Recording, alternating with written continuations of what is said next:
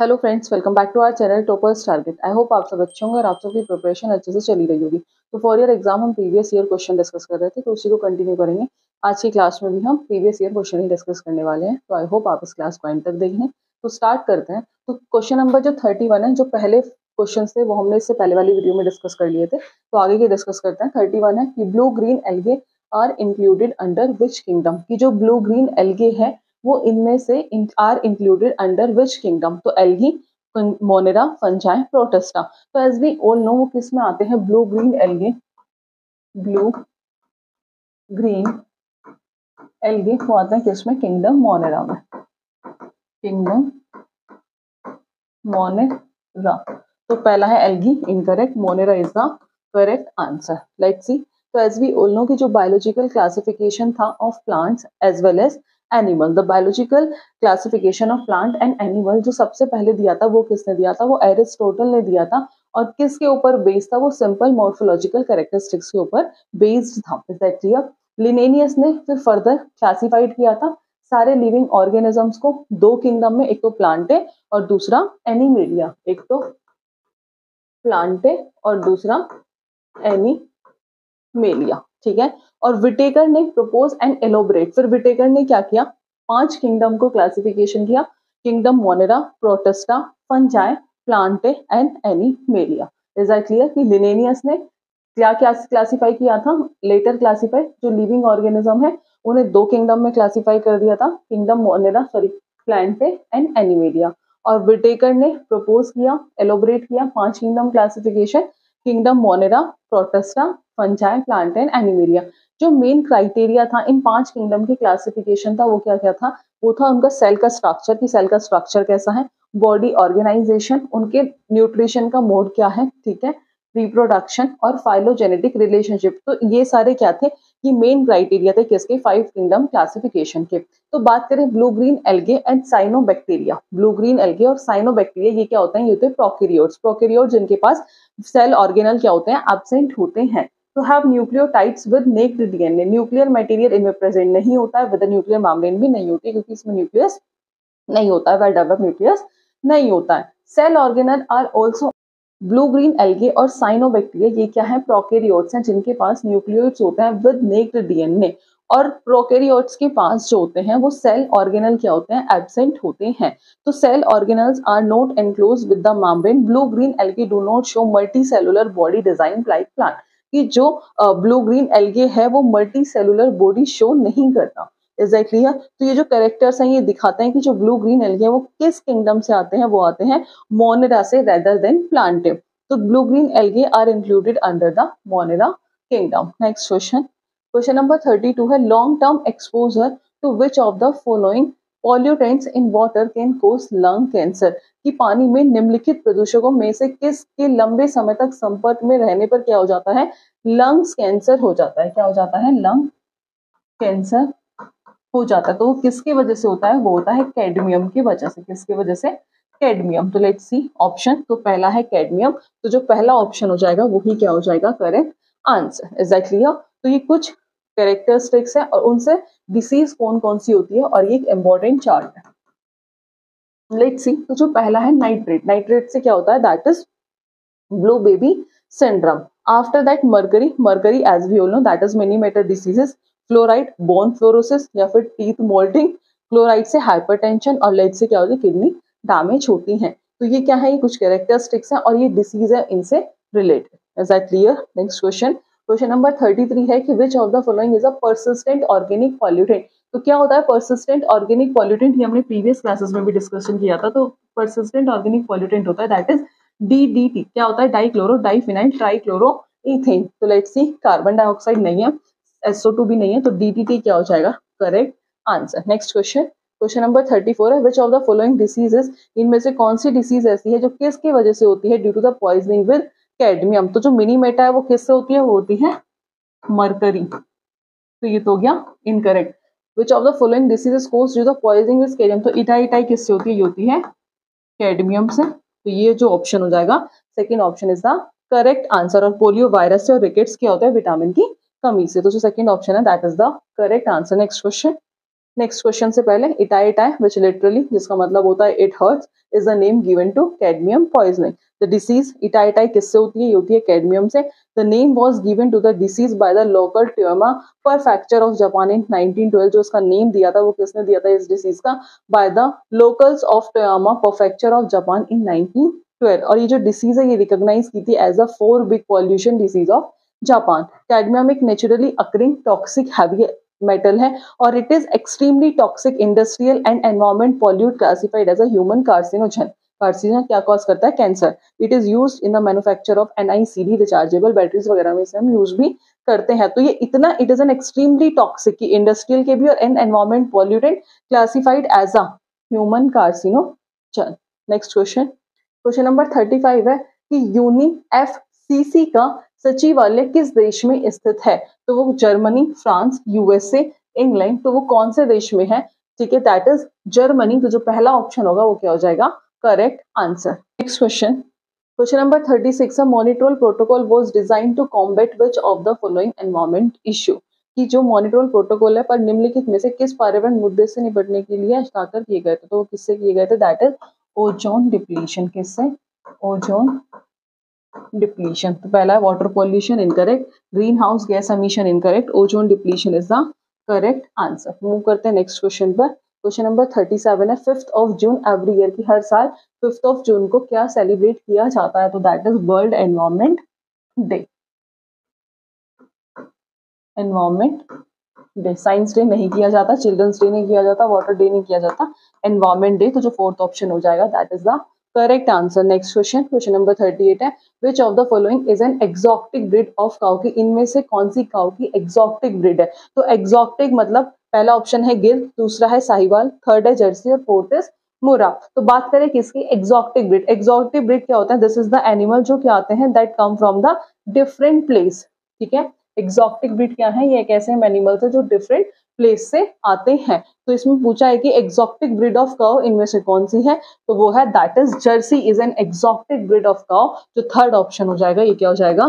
Correct answer. Is that clear? Next question पर move करते हैं। Question number 39 is bovine tuberculosis occur in which of the following organism. की जो ब्रोवाइन tuberculosis है वो इनमें से किस ऑर्गेनिज्म में होता है? तो ह्यूमन बींग्स में नहीं होता, शिप में। तो जो सेकंड ऑप्शन हो जाएगा वो क्या हो जाएगा?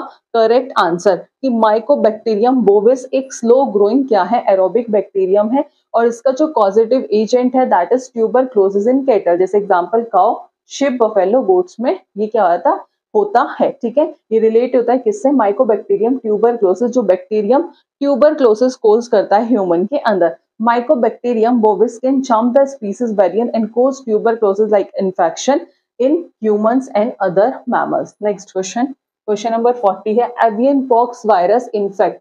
कि avian pox virus infect which of the following organism। किस organism को क्या करता है?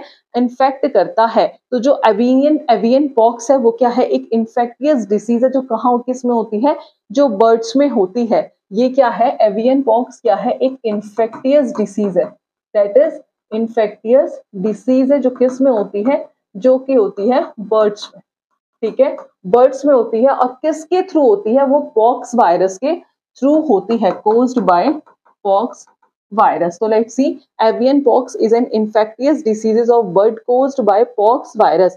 There are many different species, बहुत सारी species है, strain है of avian pox virus that professionally जो infect करती है अलग अलग bird की अलग अलग species को। avian pox एक one of the oldest known avian diseases है। तो let's see, पहला है fish incorrect, दूसरा है frog incorrect, third bird is the correct answer. Is that clear? Next question, question number 41 है the type of interaction present between H2S molecule. कि H2S molecule के बीच में किस तरह का interaction, type of interaction present होता है? तो जो H2S की स्ट्रक्चर होती है दैट इज हाइड्रोजन। तो ये क्या है? That is a structure of H2S और इनके बीच में जो एंगल होता है दैट विल बी 92.1 डिग्री। अब किस टाइप के इंटरेक्शन जो प्रेजेंट होते हैं H2S मॉलिक्यूल के अंदर? तो एज वी ऑल नो कि इन H2S जो SH बॉन्ड होता है, in H2S the SH bond is polarized with bond movement.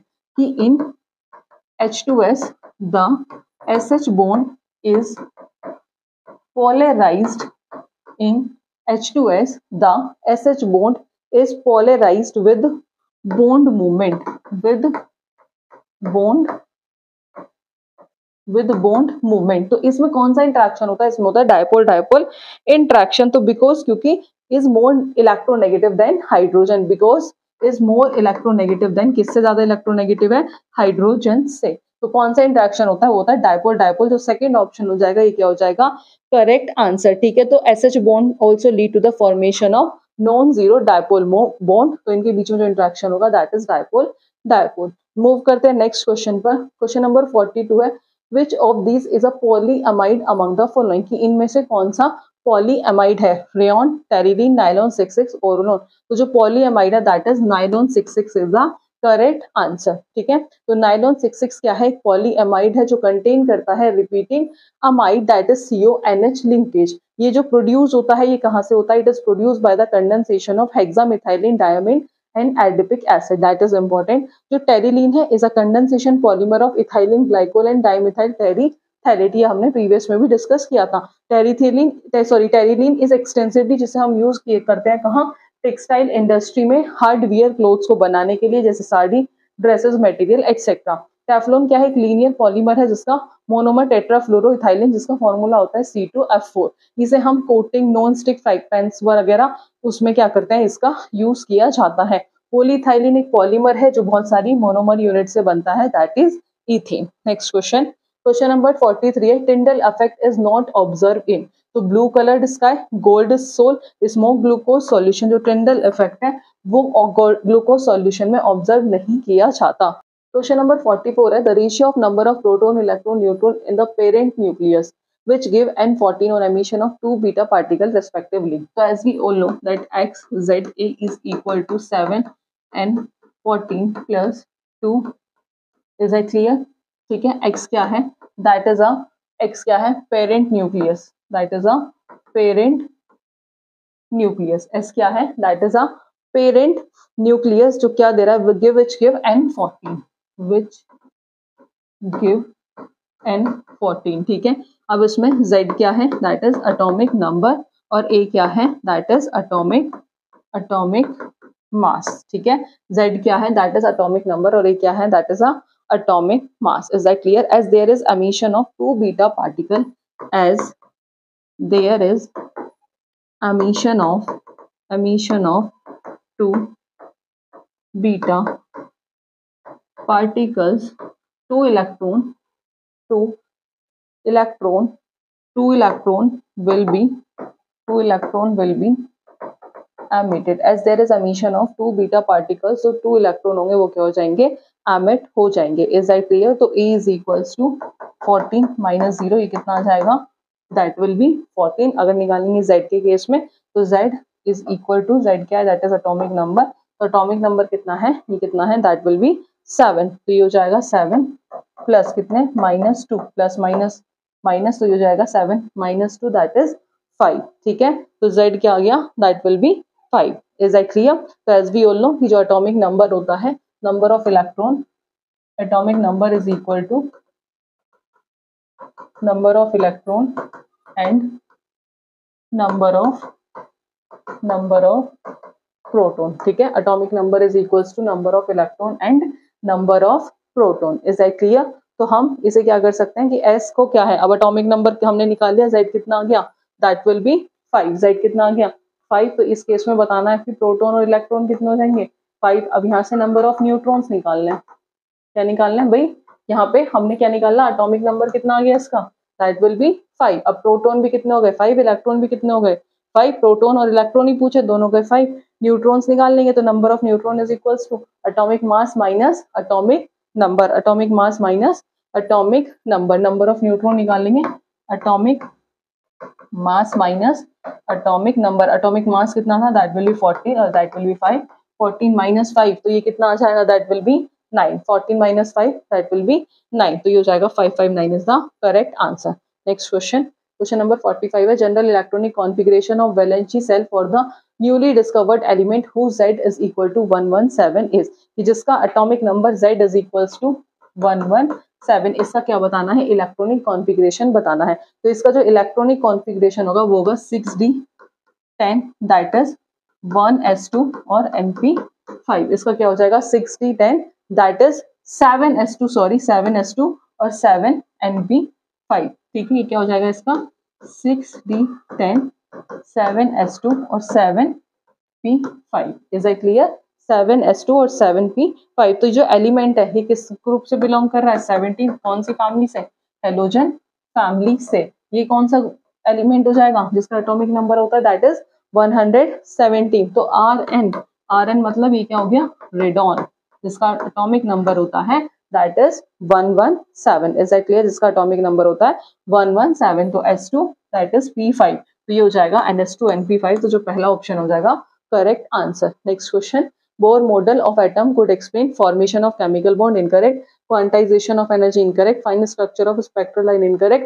क्योंकि पूछा Bohr model of atom could explain energy of uni electron species, energy of uni electron species जो fourth option हो जाएगा correct answer. Move करते हैं next question पर। Question number 47 है, water pollutant that are responsible for eutrophication, की जल प्रदूषक जो किसके लिए रिस्पॉन्सिबल है? यूट्रिफिकेशन के लिए जिम्मेदार है।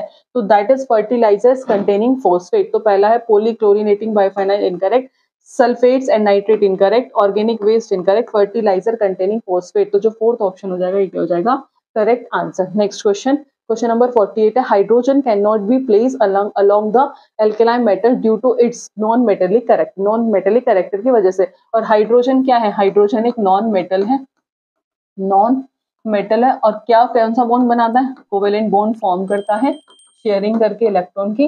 और ये क्या करता है, क्या फॉर्म करता है? एक इलेक्ट्रॉन शेयर करके क्या बना लेता है? ये डुप्लेट बनाता है। क्या बनाता है? डुप्लेट बनाता है, क्योंकि हाइड्रोजन के आउटर मोस्ट में कितने? एक है, ठीक है, इसके आउटर मोस्ट में कितने? तो ये क्या फॉर्म कर लेते हैं? डुप्लेट फॉर्म करते हैं। Is that clear? तो metallic character incorrect, non metallic character is the correct answer. Next question, question number 49 है, न्यूट्रलाइजेशन में be consider as the formation of dative bond according to, तो किसके अकॉर्डिंग होता है? Lewis theory. तो Arrhenius theory incorrect, Lewis theory is the correct answer. आने वाली class में हम थ्योरीज के बारे में भी पढ़ेंगे। नेक्स्ट क्वेश्चन, नेक्स्ट क्वेश्चन से पहले कि जब न्यूट्रलाइजेशन रिएक्शन होती है तो उस केस में लेविस एसिड बेस थ्योरी होती है। इट रिजल्ट, जिसकी वजह से क्या होता है? कोऑर्डिनेट कोवेलेंट बॉन्ड का फॉर्मेशन होता है लेविस एसिड और बेस के बीच में। ठीक है, ये जो कोऑर्डिनेट कोवेलेंट बॉन्ड है इसे ही हम क्या कहते हैं? डेटिव बॉन्ड कहते हैं। और ये डेटिव बॉन्ड को कंसीडर किया जाता है to be form under the neutralization of acid and base theory. किसने दी थी? Given by Lewis. Next question, question number 1550 है, aluminium carbide on hydrolysis give a compound X and X can also be prepared by, किससे prepared होता है? Kolbe electrolysis से। जो second option है that is Wurtz reaction, decarboxylation या फिर hydrogenation of olefins। So as we all know कि aluminium carbide that is Al4C3 that is aluminium carbide plus 12H2O। ये क्या फॉर्म करेगा? It will form that is 4AlOH3 plus CH4। क्या form किया इसके साथ में? मीथेन। ठीक है, 4AlOH3। Is that clear? तो methane can be obtain from किसके थ्रू? By decarboxylation reaction. तो पहला होगा Kolbe electrolysis incorrect, Wurtz reaction incorrect, decarboxylation reaction is the correct answer. Next question, XMnO4 plus that is XMnO4 negative plus YSO2 plus ZH positive plus XH2O gives XMn+2 plus YH2SO4। तो let's see, ठीक है, अब बात करेंगे किसकी? Mn की। तो इसे क्या करना है? इक्वेशन को क्या करना है? बैलेंस करना है। इक्वेशन को क्या करना है? बैलेंस करना है।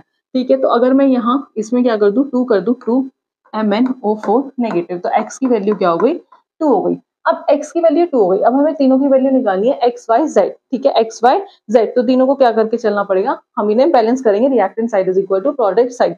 तो यहाँ क्या है? That is y। अगर मैं यहाँ कर दूं 5SO2 प्लस, अब बचा क्या? z, ZH positive. क्या बचा? ZH positive. सपोज ये हो गया आपका that is 6H positive plus x, हम की x की वैल्यू क्या थी? That is 2H2O gives 2Mn+2। y की वैल्यू थी दैट विल बी 5H2SO4।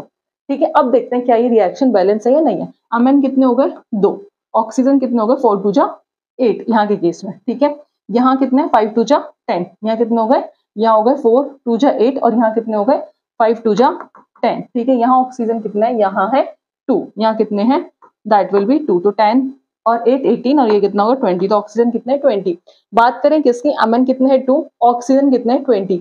इधर देखते हैं सल्फर दैट इज S, यहाँ कितने हैं 5, ठीक है। ये कितने हैं, सल्फर कितने हैं 5 और हाइड्रोजन कितने हैं 6, ये हो गए, और 2 2 जा 4 और 6 और 4 कितना होगा, दैट विल बी 10। इधर की साइड देखते हैं बैलेंस करके, Mn कितने हैं 2, ये सही है, 5 2 जा 10, तो हाइड्रोजन कितने हो गए 2, हाइड्रोजन कितने हो गए 2, ऑक्सीजन कितने हैं यहाँ 4 और 5 4 जा 20, ऑक्सीजन भी कितने हो गए 20 और सल्फर भी कितने हो गए 5। तो इट मींस कि रिएक्टेंट साइड किसके इक्वल है, प्रोडक्ट साइड के। तो इसका जो x और y और z की वैल्यू हो जाएगी दैट इज 2 5 6, तो थर्ड ऑप्शन हो जाएगा correct answer. Next question, question number 52 है, इन न्यूट्रल मीडियम जो MnO4 नेगेटिव है वो किस में चेंज होता है।